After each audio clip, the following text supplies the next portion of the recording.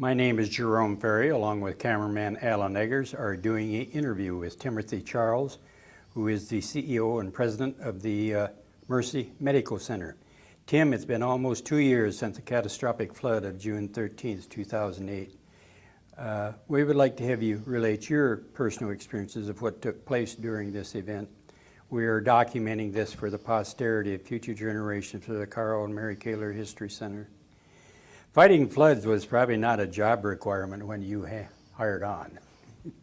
Actually, fighting floods or dealing with the consequences of a flood weren't in any hospital administrator's game plan that I'm aware of. You know, the experience of the entire week was kind of interesting. So I interrupted you. With all the talk about the flooding in the Cedar Rapids before the event, I'm sure you did not even consider in your wildest dreams of something like that ever happening, do you? We actually perform disaster preparedness drills every year. We're required to do that. We're actually required to do it on multiple occasions. And I can tell you that I never, in the course of my career, contemplated a disaster drill where I would have to evacuate patients. Typically, when we do disaster preparedness drills, we're anticipating a mass influx of patients. Not the evacuation of patients. When did anybody become aware or make you aware that there might be a problem at the hospital? You know, the first indication that there was going to be an issue for our community clearly came the week prior. I mean, there was some sense that the river was rising and they were anticipating additional rain. Ironically enough, we were scheduled to do a drill the week of the flood. And needless to say, we canceled that. It was Thursday morning as I was driving to the hospital about 6:30 in the morning, and I had a conversation with one of our family physicians who has an office nearby the hospital. And in that conversation, she asked me if we could send over sandbags and manpower. And I knew where her office was, and I knew how many blocks her office was from the hospital, and more importantly, from the river. And it occurred to me that if the river had risen to that level, that this was going to be a very different day than we anticipated. Well, what happened is the rain gauge upstream broke. And it was broken for a couple of days, and then when they finally got it repaired and they put out this 32-foot crest, I think it just blew everybody's mind. Well, that information did not actually come to us until later that evening on Thursday. In fact, throughout the day, the data that we were receiving was being updated. At one point, the water was going to crest at 34 feet, and then it just kept being raised further and further and further.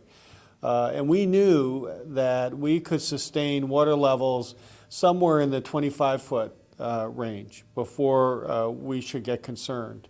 And in the morning of Thursday, we actually, from the standpoint of the river, we didn't anticipate that the water level would rise to the level of meeting the hospital. But there were other indications that it was going to be a different day. As you know, at about 7:30 in the morning on Thursday, the power dropped out in the city. And when you're a hospital administrator, one of the very first things that you do when the power drops out is you begin to count because the hospital goes dark. We all have emergency power backup. And so I began my counting phase, and I started counting 1, 2, 3, and the emergency power came back on, which is what it's supposed to do. But the next thing I did was I went to the ORs, the operating rooms, because What you know is that the patients who are at greatest risk are those patients that may be undergoing surgery at that very moment, and we usually have a very busy schedule at that time of day. And fortunately, the emergency power clicked on, everything was fine there.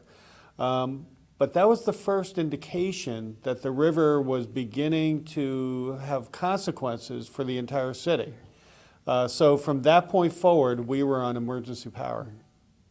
So was you the one that had to step up and take action, like meeting with facilities and maintenance and say, folks, may have a problem here, and lay out a plan as to what, or was that already in the emergency plan that you practice every so often, as far as to what they would do in such a situation? Well, at that time, remember, we didn't anticipate that the water would come anywhere close to Mercy.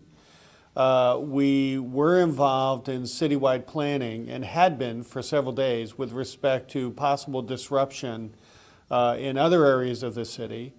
Ironically, as we were watching the estimates of the water table, we were made aware of the fact that St. Luke's Hospital was actually located inside I believe it's the 100-year flood plain. And so we anticipated that they might be more at risk than we were. In addition to that, we were receiving phone calls, and we had been the previous day, from hospitals in rural communities around us and nursing homes. And we have been calling to offer our assistance to them in the event that they experience flooding. And so that morning, that Thursday morning, we definitely have a plan in place and had practiced that plan for when the power drops out. But again, we were not anticipating any disruption in services at that time. Who was the lead person that decided what the maintenance men or facilities and maintenance first things they were going to have to do? Well, let's kind of, why don't we walk through the chronology of the day, and as I do that, I'll be able to describe to you the different pivotal roles that individuals played in that process. Very good. Was evacuation on the list early on? It had probably never entered your mind that we're going to have to evacuate evacuation patients. wasn't even in the remotest realm of consideration at that time. Right. Now, I can imagine the rumors were rampant throughout the hospital as to... Let me walk you through the chronology of the day. Okay. Because actually the day progressed in a kind of interesting fashion. In the morning, understand that we were aware of the fact that there was flooding. We actually were aware that individuals were sandbagging around the community because due to some construction that we had underway at the hospital, we had very large mounds of sand. And we had individuals coming and asking if they could use the sand to be able to fill sandbags to prepare.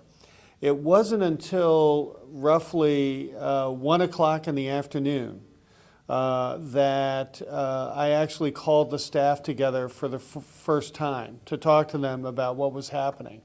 Throughout that morning, we had been working in our command center, as we had the previous day, and we have an established, organized disaster preparedness command center. We had opened that, and we were working with all the other city agencies, trying to stay in touch with what was happening, be available in the event that we were needed in any special way.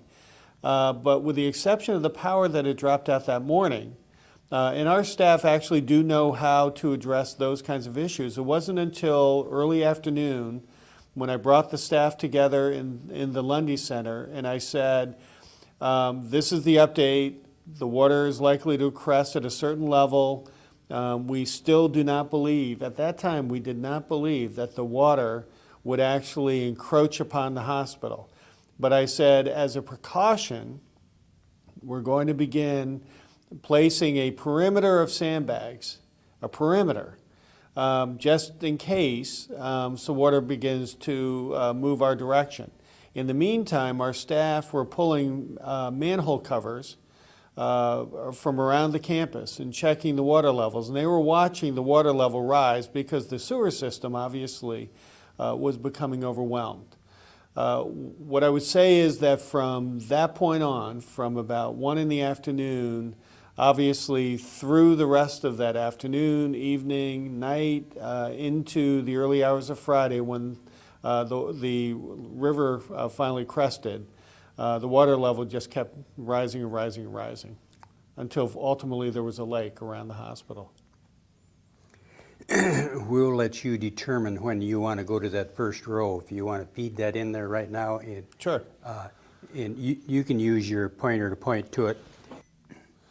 So the image that we have in this first photograph are staff who have gathered out in front of the hospital and are beginning to actually lay in sandbags.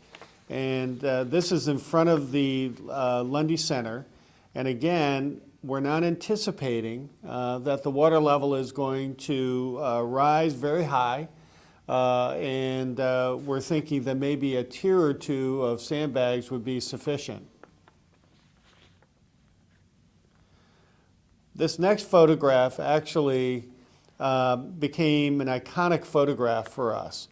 And these are two individuals that worked in our cardiac cath lab. And interestingly enough, both of their husbands were in the military, one of which was deployed at that time. And it just shows the way in which staff left their typical duties and all chipped in to save their hospital. Did a lot of the staff volunteer to stay over after their shift to help? Essentially, no staff left. Mention. You can continue on then and mention. Okay. That. Well, essentially, from this point on, the communication we were having with our team is that we were all going to be on post for as long as was necessary in order to meet the requirements of the facility. There were really, at this point, 2 activities that began to develop. One of which had to do with the management of our patients in-house, as well as, keep in mind, we're certainly a hospital, and the hospital was directly affected by the flood. But we have outpatient services, we had dialysis units, we had clinics, we had patients all over the community that we had to be concerned about. So that had to be managed. In addition to that, we had all of the physical facilities and those issues that were obviously becoming a challenge as the water level increased through the night. To the point that literally we had individuals waist high in water, sandbagging the hospital. And it was really at this point that the building was at greatest risk. You may recall that night that there were 6 wells in Cedar Rapids and we were down to 1. And there was a call to action for the community to come out and to help sandbag that final well. After that had been accomplished, and my understanding was, I wasn't aware of this because obviously I was very focused on what was happening at the hospital, but that there was a scene similar to what you see in Field of Dreams, where there was just a string of cars with headlights on, all going toward the well, and the community of Cedar Rapids showed up to help save the well. And that was vital because that was our last potable water source as a community. Once that was accomplished, someone had the presence of mind to say, go to Mercy Hospital, go to Mercy Medical Center, and they need sandbaggers. So the next thing we knew, we had hundreds of volunteers that showed up at the hospital to help sandbag. And this shows many of those sandbaggers who literally worked from early evening throughout the night, saving the facility. I have just a wonderful story that I'll share, and that is that we, at one point, Well, actually, a couple of times during the evening, the captain of the fire department came to the facility to visit. And one occasion, while he was coming to check the status of the hospital, he indicated that we needed to get the volunteers out of the water because there was an incoming electrical storm, another wave of storms. And he was concerned about the safety of the volunteers being waist deep in water with electrical activity around. And so I actually walked out of the front door, which are over here, the front door of the Lundy Center, and I stood on this bank of sandbags that had been placed by these volunteers. And they were continuing to pull sandbags off of trucks. And I stood on top of this bank, and I'm looking out at this long line of volunteers that were passing sandbags. And I said, "Thank you. We appreciate everything you've done to help the hospital, but you're in danger. There's a new storm coming. You need to get out of the water. You either need to come inside or you need to go to your car, but you need to go to safety." And right in front of me was one of the physicians of our community, a tall gentleman by the name of Tor Carmen. And what I recall was that the comment that was made was, "Not until we're done." And so these people clearly were at personal risk, and yet they stayed in the water. They continued to work. They continued to sandbag.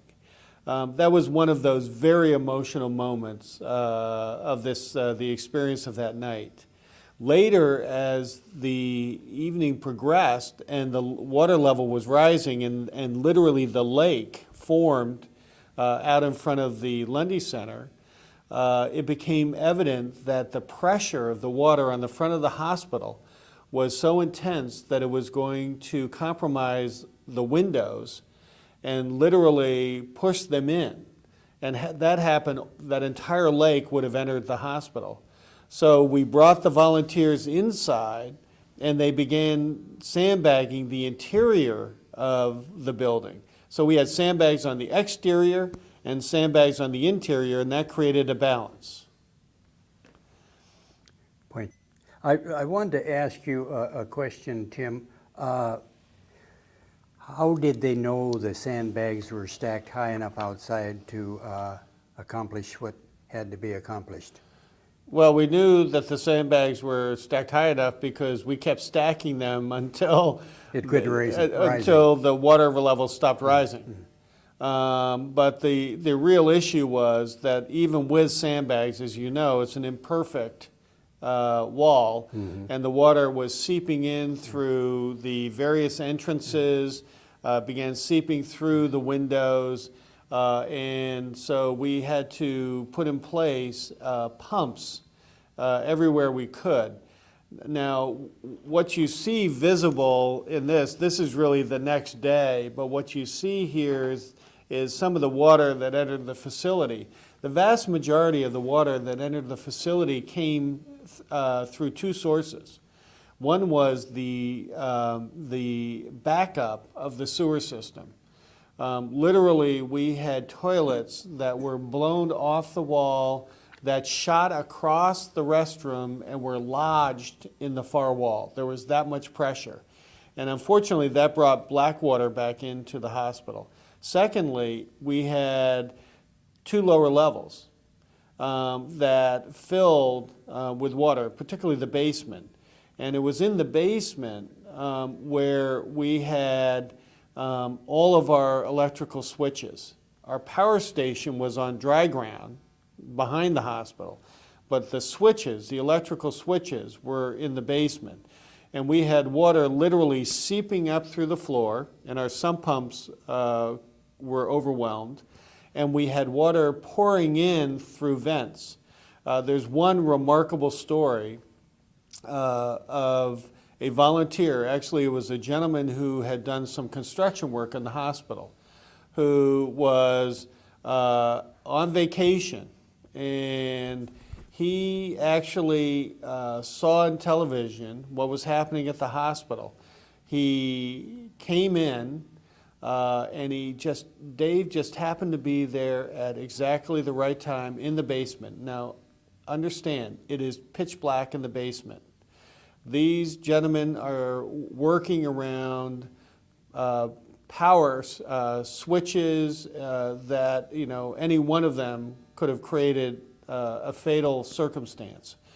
We had a vent that led to the outside into a well. The well was filling with water. The water was coming in to the basement, and literally there was a penetration this large, and it was just pouring water. In the pitch black, this gentleman with Bob Oberding, who is the head of our plant operations department, and Bob, quite frankly, was the real hero of this event. And I'll talk about him some more. But they cut out of plywood a circular plug, a panel that they could bolt on, and they in the dark together with their shoulders just pushed this thing up and bolted it on to stem the water flow.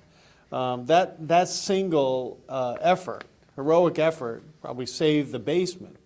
But it was really in the course of this period, and as I recall the timing, it was probably about 8:30, maybe 8:45, when the captain of the fire department came by again, and we were just talking about what was happening, and he asked me what our plans were. And I think that was the first time that I contemplated or uttered the word that we were planning for the possibility of evacuating the hospital. I remember going back to the command center, and I remember asking my communications director to draft a memo for me, a communication that we would use for the staff and for the public, and then one that I would send to the Board of Trustees. And then I got on the phone and I called the chairman of our board, Mr. David Newhouse from Fairfax. And Dave just absolutely loves Mercy. And I called Dave and I said, Dave, I'm calling to tell you that while I hope this doesn't happen, I may have to call for the evacuation of the hospital. And Dave just broke down. He just kind of burst into tears. He couldn't believe that this was happening to his hospital. So had that conversation, went back to the command center. We were sitting there's a small desk there, and they were surrounded by staff who were very busy. And I called together a couple of key aides that have been working on this, and I asked for their recommendations. And probably the pivotal information was we were on emergency power, meaning we were on a backup system. All of the electrical systems were going through the basement. We were taking water at an incredible rate, and there was a very, very strong possibility, if not probability, that the emergency power system would be compromised. And so at that point, what I had to consider was that the 140 patients that were in the tower, in this 9-story tower, that they would be stuck up there because the elevators obviously would cease to function. And moving critically ill patients down through stairwells was an impossibility. So at that point, with basically that assessment that I couldn't guarantee the safety of the patients in the tower, I made the call to evacuate the hospital. Did you mention, was the boiler rooms ever in jeopardy when you were talking about the sub-basements?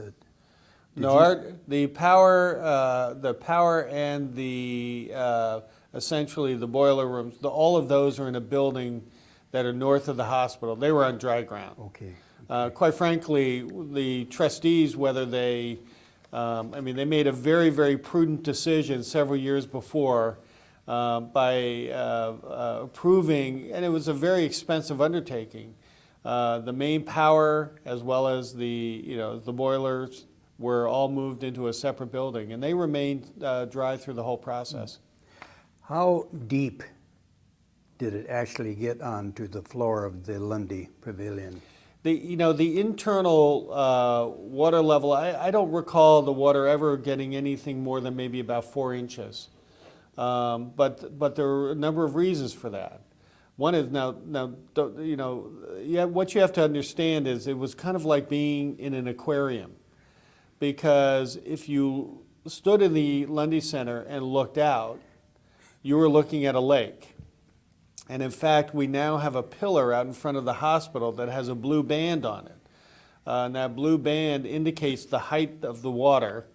And here we were on the inside, and because we were of the sandbagging, because of the pumps that we had installed, where we were pumping out water as fast as we could, we were able to, and all of the squeegeeing that was going on during that whole process, we were able to keep the internal water level on that level to a minimum.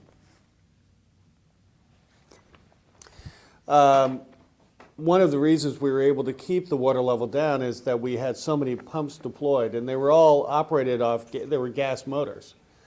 Actually, a wonderful story at about, if I remember correctly, about 2:30 or 3 in the morning, a member of our Board of Trustees, Ru Patel, who's the general manager of General Mills, came to the hospital. He had secured his plant, and he came to the hospital to see if there was anything he could do to help. There wasn't any, I couldn't think of anything immediately, so he was heading out. And then we realized we needed another major pump because the basement was being overwhelmed. And so I called Ru on the phone, and he went back to the plant, put on a trailer a pump that pumped 1,500 gallons a minute. And we were able to get that down into the basement. And that was one of the things that also saved the basement. But interestingly enough, on Friday morning, after we had been running these pumps all Thursday night, all through the night, Friday morning, mid-morning, one of our emergency room physicians was walking through the hospital. We'd all been up all night, and he went, "Oh my Lord." He realized that we had been running gas pumps indoors, and the carbon monoxide was incredible. So needless to say, I mean, none of us have focused on that. Everyone was focused on saving the facility, and didn't realize that we had this, so we had to obviously shut pumps down, open up windows and doors and start testing. But that's just the intensity of the focus that existed during that night. Was the water that come into the pavilion, was it a fairly clean water, or was it on the scummy side like it was outside? Well, the water, for the most part, that came into the building was horribly dirty.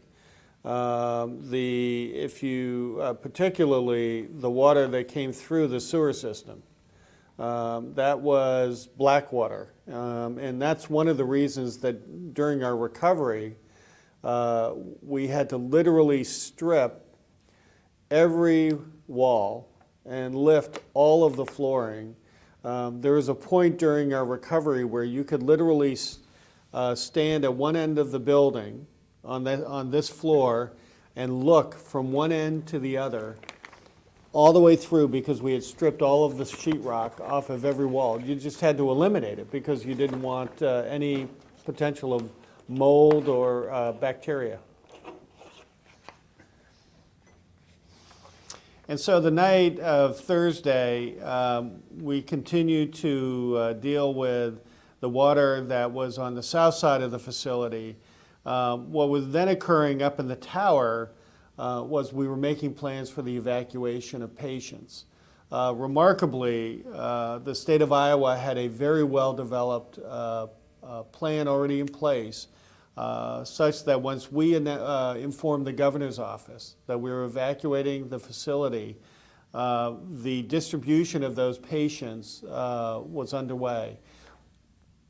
area ambulance, which is our local ambulance company, had anticipated that there might be a need to do this. They had called for ambulances from as far away as Peoria to come and assist us. So between our own local ambulances, transport companies, the National Guard, and these ambulances from as far away as Peoria, we began a process around 11 o'clock at night of moving patients from this institution to hospitals all over eastern Iowa. And actually, mental health patients went as far as Des Moines. And that continued through the night. The final patient, if I'm not mistaken, was discharged around 7 a.m. the next morning. So the team worked all night long. There was an interesting moment in that evacuation process. We had a team working together in a room, emergency power. They were working through every patient one by one to determine where they needed to go, and we were bringing them down one at a time and then putting them on the ambulance, taking them out. I got a report from the basement, which was that they could only guarantee power for another hour. I went into our control room, our command center, where this planning was being done, and I remember sitting down next to Chad Ware, who was another one of the heroes of our night. And I said to Chad, you know, we've just got an hour, you got to get this done. And they immediately changed the procedure, and all of the patients were brought out of the tower. And so if you went to the first floor of the hospital, what you saw were patients in beds, patients in wheelchairs, some patients walking, all just waiting their turn to be placed on an ambulance or being placed on a bus or in another vehicle. And what was so remarkable was the absolute calm and cooperation of these patients and their families as they were going through what clearly must have been a terribly, in some cases, frightening experience. But that enabled us to be able to affect this. And one of the things that we are extremely proud of, and certainly our community is proud of, is we went through this horrific experience without a single death, which is totally remarkable. In the course of the night, we tried everything we could to relocate services so that we could continue operation. So we had to move our emergency room, we had to move our lab, we had to move our x-ray department. We were moving services all night long, and the picture here shows the medical director of our emergency department and his staff as they're trying to get their services relocated up a floor in the course of the night. And it was really in that process that I also began to realize that we were moving so many different services all at once that the reliability of those services was being compromised. And so to be able to provide secure care to all of these patients that were in the hospital became in question. We worked through the entire night. This is the entire team. The next day, we continued the cleanup, getting water out of the facility, and you see that here. This is a photograph from Friday, and you can see the lake that literally had formed around the hospital, and this is another view of the same picture. The decision to evacuate the hospital was dramatic, but perhaps the most dramatic decision came next, and that was I told the entire staff when they left the hospital. There were many of us that stayed all weekend long and worked all weekend long, but I told the staff to plan to come to work on Monday, even though we didn't have a single patient. Come to work on Monday. And when they came on Monday, when they came back to the hospital, I told them that we were going to reopen within 2 weeks. And I can tell you that there were skeptics because that was going to require a Herculean effort to get our services reorganized. But amazingly, that afternoon, on that Monday, right after the flood, we had evacuated the hospital Friday night. We worked through the weekend.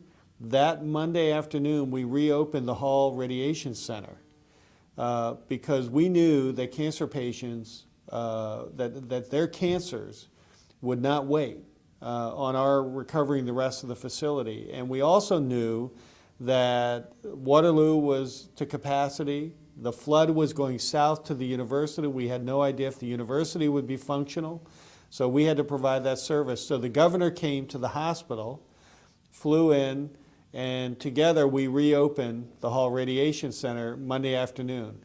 Then we spent basically the next 2 weeks getting our services reorganized, working with federal and state agencies in ensuring that the facility was safe and operational. And we were back online to provide care and services in obviously a very different configuration. And actually it took us 16 days, just 2 days more than I originally committed, but we were back online. During this, was there many people working in a panic mode, or were they just full of adrenaline that they were just pumped? I think that the comment that you would hear from patients and families that were in the hospital at the time was that they were struck by the calm of the staff, that they stayed very focused on the job at hand. And quite honestly, I think that's what contributed so much to the evacuation being as orderly and effective as it was. Many of us had come to work at 6:30 or 7 on Thursday morning. We worked all that day, through that night, and I think that I finally, at 1 o'clock on Friday afternoon, said that I'm going to go home and get a few hours of rest. Everyone was entirely focused on the immediate issue, which was ensuring the safety of our patients and securing the facility, and that's exactly what we focused on. The other issue that we became aware of over the weekend was that obviously the flood had not just affected the hospital, that there were members of the staff that were impacted, that their own homes had been lost. In fact, I was aware the night of the flood that I had staff members who were had families that were being evacuated. There were staff members who knew that their house was being flooded, and not a soul asked me if they should leave. They stayed on their job through that process. We, at the suggestion of a member of my team, this individual I mentioned, Chad Ware, who is in the reserves. I was asking Chad, what does the military do for families when their family members are overseas, when they go to war? And Chad said that in that case, it's the commandant and the commandant's wife's responsibility to look after the family. And usually it's the commandant's wife because the commandant, the commander's gone. And it just, the light went on. I mean, this was a 3-minute conversation. And so we formed a committee which was in place by the end of the weekend, and my wife agreed to be the chair of this committee, and it was formed with physician wives and board members. And they agreed to support all of the families, all the staff members and families that were personally affected by the flood. And we thought initially it was about 20 people. Well, it turned out that by the time all was said and done, we had helped over 140 individuals because they had been flooded, either directly affected or indirectly affected. And then with resources in the foundation, we provided financial support to each and every one of those staff members and their families to ensure that they had money to live on, that they had some initial money to help beginning the process of mucking out their house. And then our staff volunteered, particularly during this 2-week period that we were, that we didn't have patients while we were trying to get the facility reorganized. They volunteered to go help those same families. I am sure the parking ramp had to be evacuated. At what time? A lot of these, the patients and the staff's cars were parked in that ramp. Did they all had to be gotten out of there so they could? Yeah, we had actually, as the water level was rising, we were moving parking to dry ground. So that was all taken care of. The parking ramp was probably one of the first to be flooded. Yes, the parking ramp was. Yeah. Yep. But all the vehicles have been moved. Did they have enough foresight to move them far enough away because Yes. that neighborhood was? Yeah, yeah, that was never an issue. Yeah. So 16 days after our evacuation, we actually brought our first patients back. And these were the long-term residents of Hallmar. And as you can see here, here is actually one of the members of the Sisters of Mercy that lives in that facility. And you can see that she has this wonderful smile on her face because she's being brought home. They were so grateful that they were able to return to their primary residence so soon. Did Mercy have flood insurance? Actually, we were very fortunate. We had a very, very healthy flood insurance policy, along with what's called business interruption insurance. And a funny story that goes with that is just a couple years prior to the flood, a member of the finance department had made a decision with Lauren Kopic, who is an agent here locally with True North, to raise the limit of our flood insurance because we were well outside of the anyone's historical estimate of what a flood could possibly bring to Cedar Rapids. It was very inexpensive. So literally for a few $1,000s, we ended up with a policy that literally allowed us to fully reclaim the hospital and help to cover the expenditures of that period of time where we were without patients.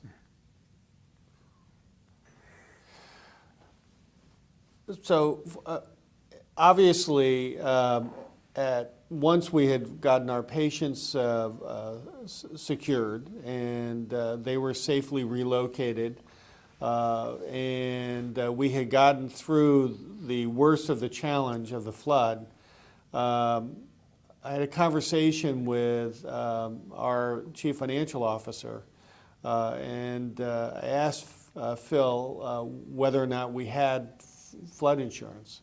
And Phil, he thought that we did, but he couldn't quite recall. So I think he went up to his office, which was in the dark, and crawled around and found the information we were looking for, and lo and behold, we did have insurance.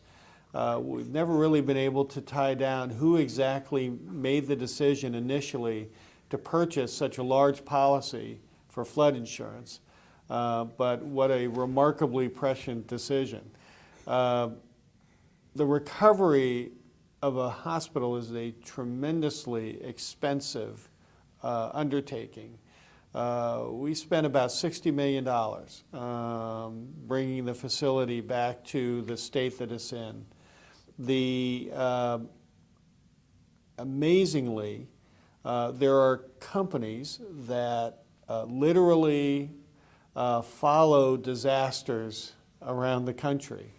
And on Saturday, the Saturday after the flood, there were negotiations with companies as to who would come in and begin the tearing out of the damaged material and the reclamation of the facility.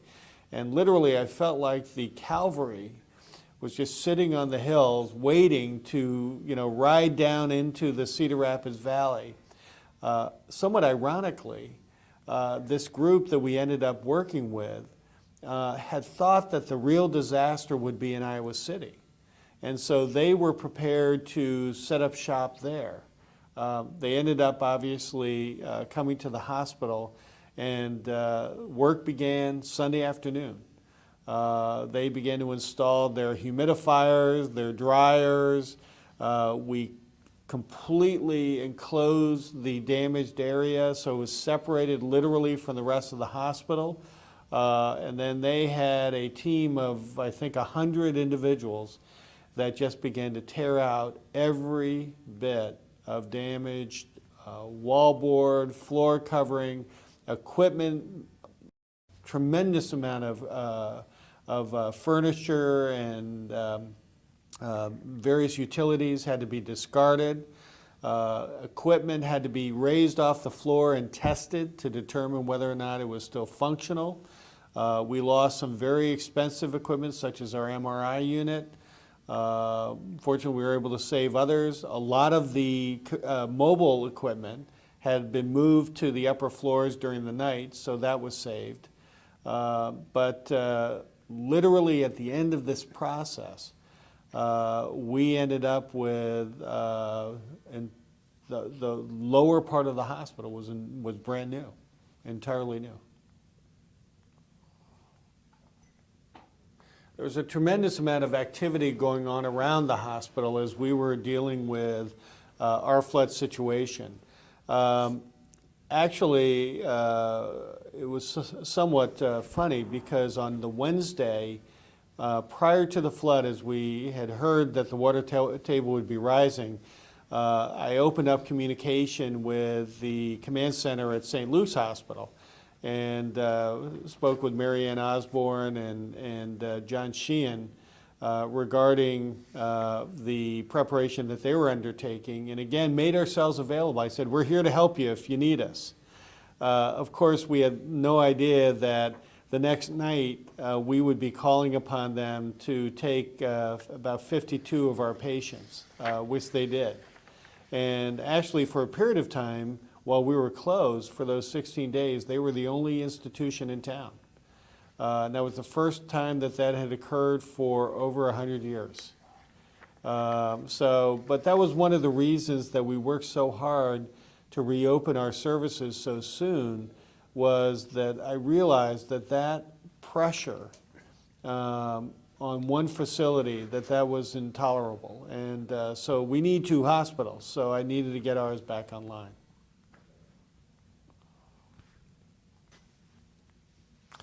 So the patients have been evacuated from, not only the hospital but also Hallmar.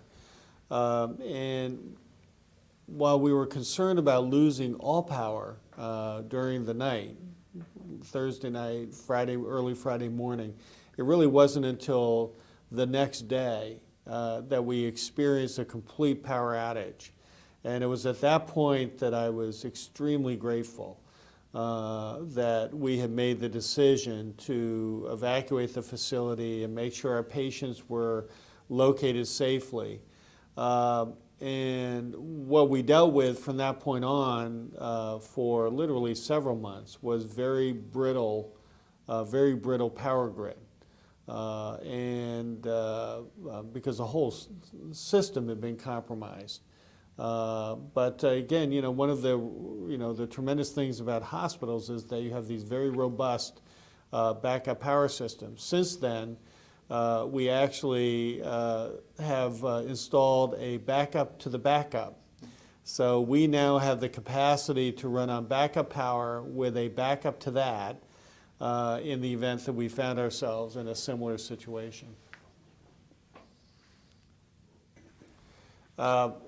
In September, the Archbishop came to the facility to reconsecrate the hospital. And a tremendous amount of work had been accomplished by that time. Well, these 2 young ladies who we picture here with their videos had a table, and we actually had them signing autographs with their poster.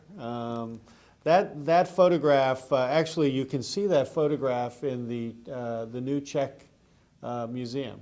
I think that will be one of the really wonderful wonderful photographs capturing the mood of that day. Tim, unless you have anything else to add, the Carl and Mary Kaler History Center, the Linn County Historical Society, would like to thank you very much for sharing these memories with us. Good to be here. Thank you very much. So it was a proud moment in our history, but the thing I would say is that we were so grateful, and we continue to be so grateful to our community for showing up in our time of greatest need. We couldn't have done it without the community.